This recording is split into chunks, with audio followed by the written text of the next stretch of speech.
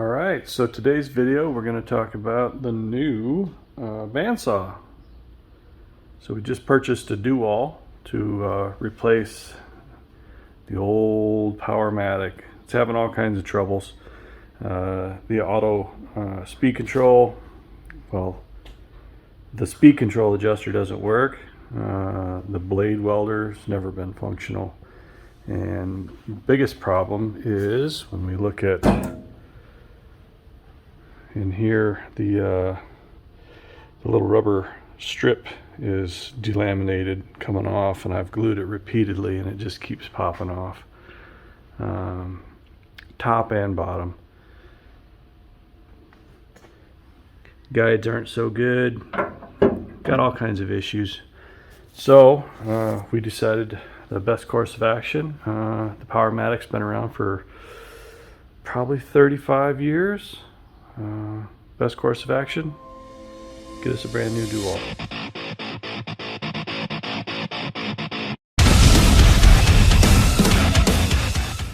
We purchased this thing from SC Industrial out of Rancho Cucamonga, California. Great people to deal with.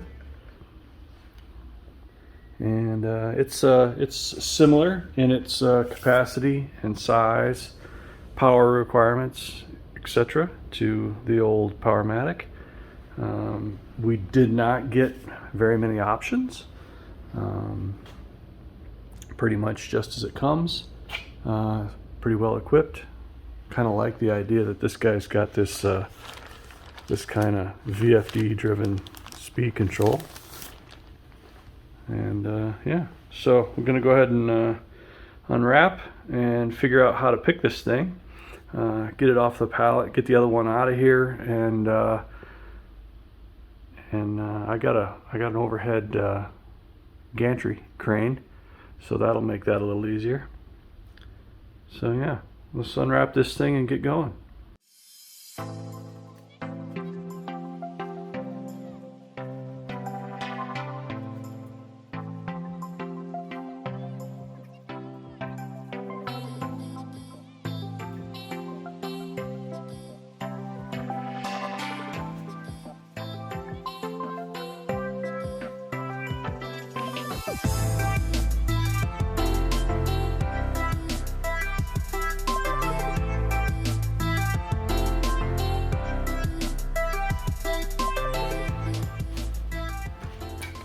Alright, so here looks like operation instruction, maintenance and replacement and repair parts manuals, but the only thing that's in here is, looks like a light bulb, extra replacement light bulb, and this looks like the blade that they put on it.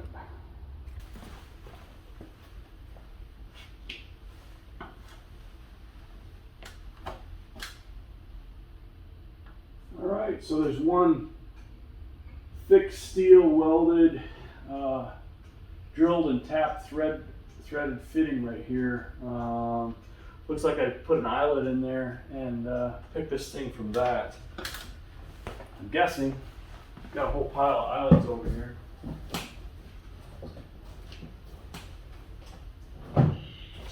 Here's one that's just sitting there. Looks about right. Sure enough.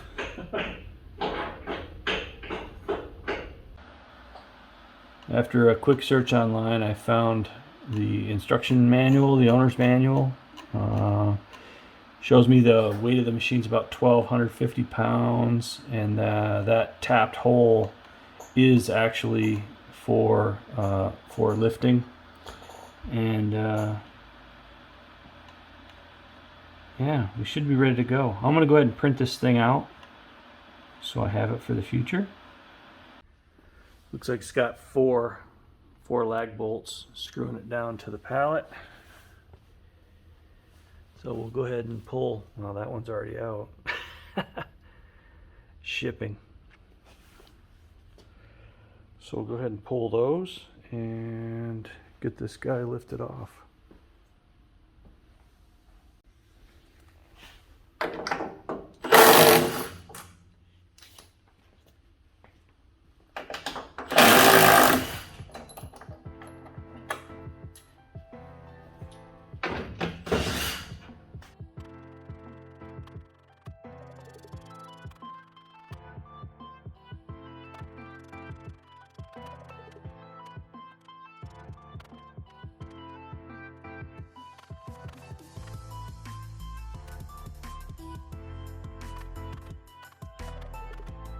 Get a feel for noise level operating this thing. So what does it sound like?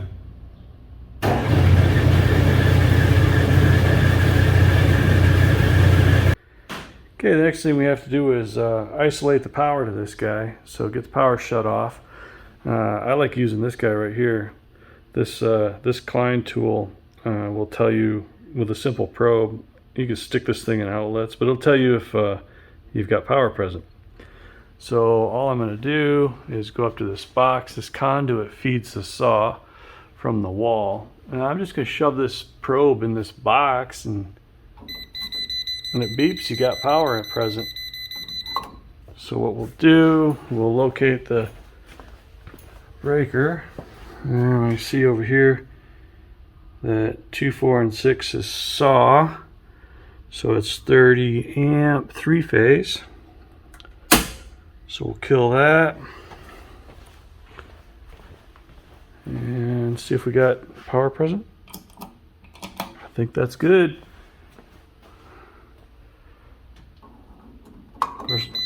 Still have power up in there. It's probably 110 volt, which is what this is right here. I think it's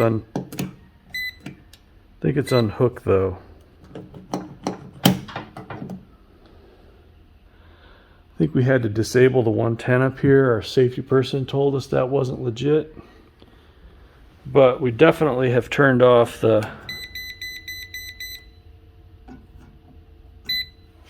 Well, there's still power going to that outlet down there. So, there's a receptacle as well. So we'll kill that one as well. And that should kill that outlet. Yep, so that outlet's dead. And that's also going up to that box. And there's still power up in there. We will figure out what that is. But what I'm going to do is, I think I'm going to get into that box and see what we got going on.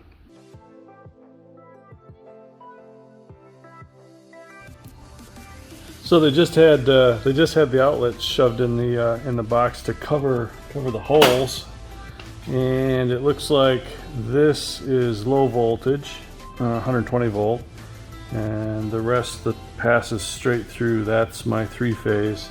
So I can show you that blue wire is still hot.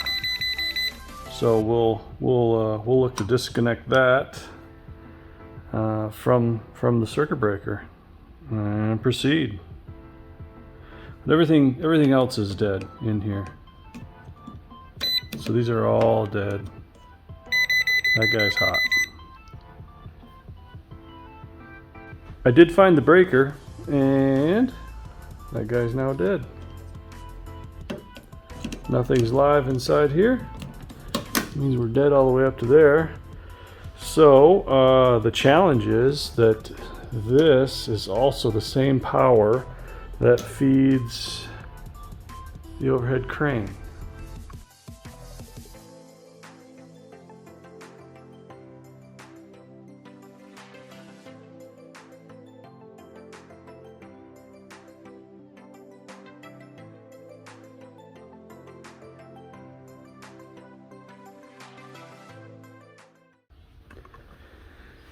Got the power pulled out.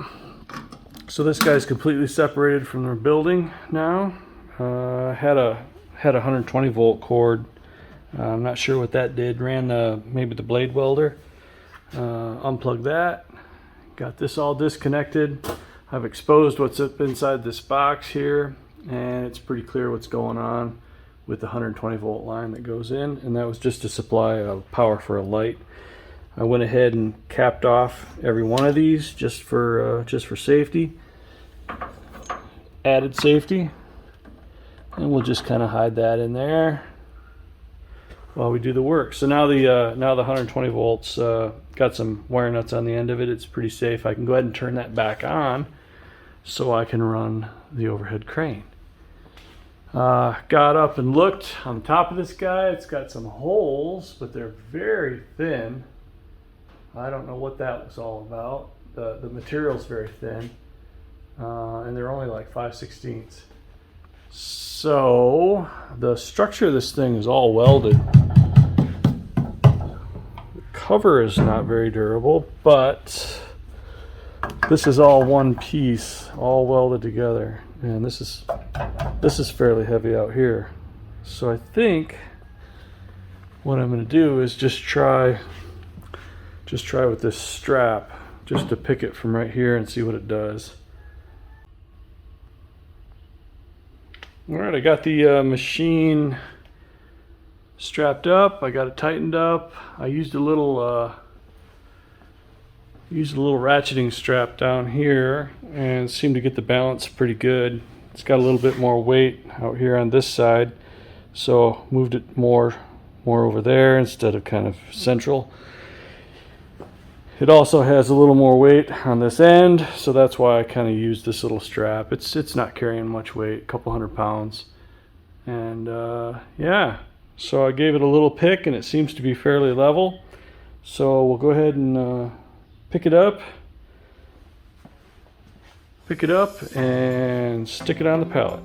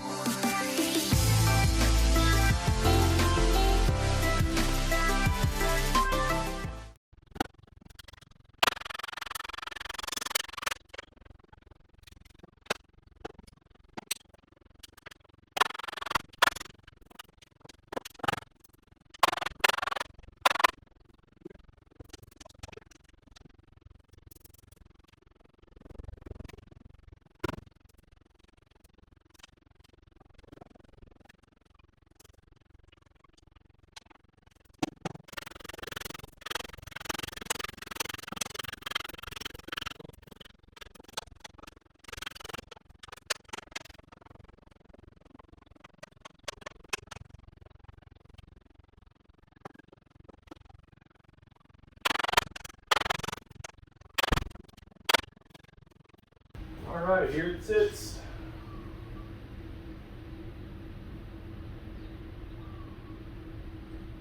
I think we'll leave it hooked up to the hoist for now, in case I want to slide it, scoot it up a little bit. But now we can go ahead and start working through this little job right here. I've determined that somewhere in kind of this area and back about here is the point where I want to drill a hole for the conduit to come in. So I've got a whole series of step bits, and we'll start punching a hole.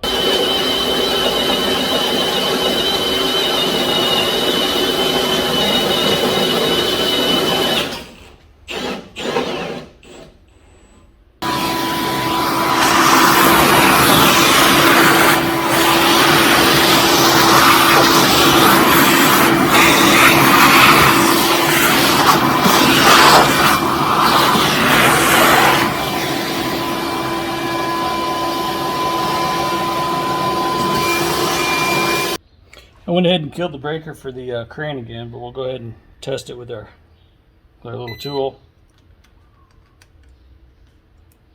Okay, everything's dead. There's no power in here whatsoever. So I can pull the wire nuts off, pull the wires out of this thing, and cut it to length. I went ahead and pulled this end off the conduit. So we'll drop that in the hole and put the nut on.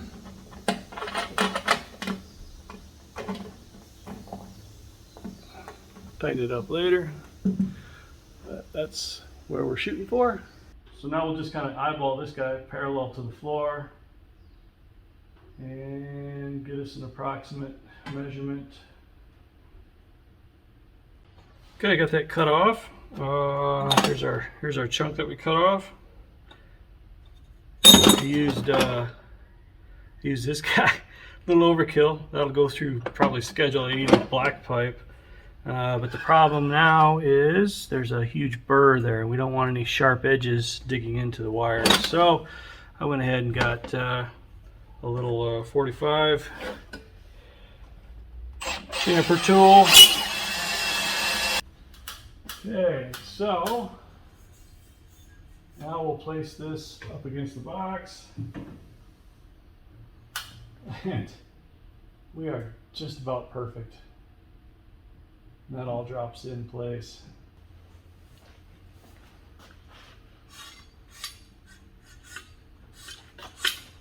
Oh, we're gonna make it. Look at that. All right.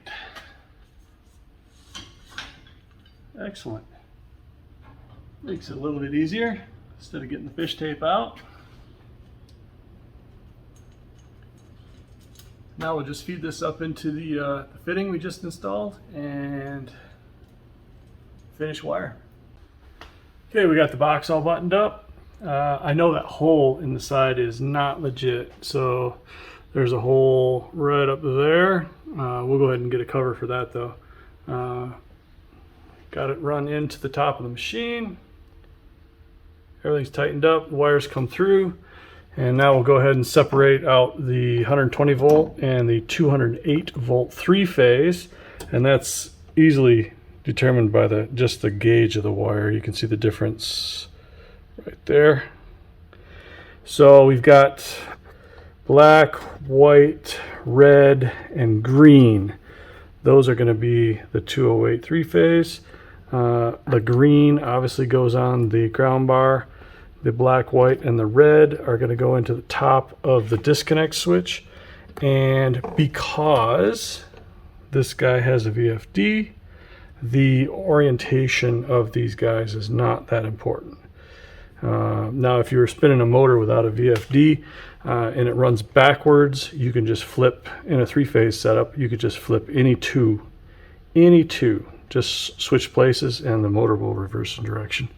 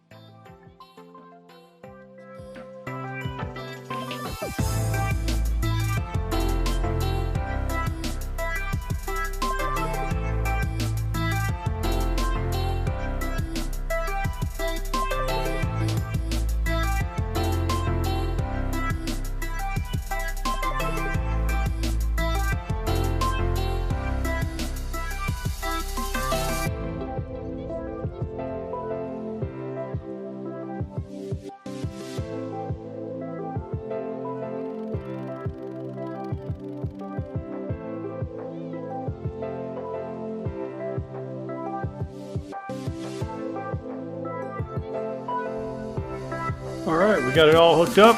Electrical's in. It's in place. I've got the table squared up. Close enough for now anyways. One issue I ran into was there's a special wrench required to move the angled table. And that was in a couple of boxes that were underneath this cover back here. So yeah, you got to take that cover off to find all your little accessories and little goodies. So now what we'll do is throw a light bulb in, which they did include. Here's the special wrench. You can see why it could be an issue without it. So we'll throw a light bulb in and fire this thing up. Okay, we got the bulb in. Power is on, and see if we got. That's good. And hit the go button. And now that's super cool. It's in the slowest speed, it's barely moving.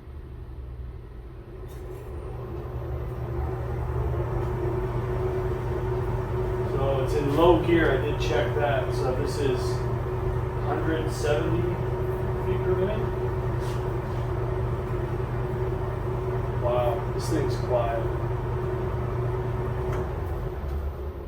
We'll hold the phone in the same kind of position it was when we checked for the sound quality, the sound level of the last machine. And I'll go ahead and show you what this one's like.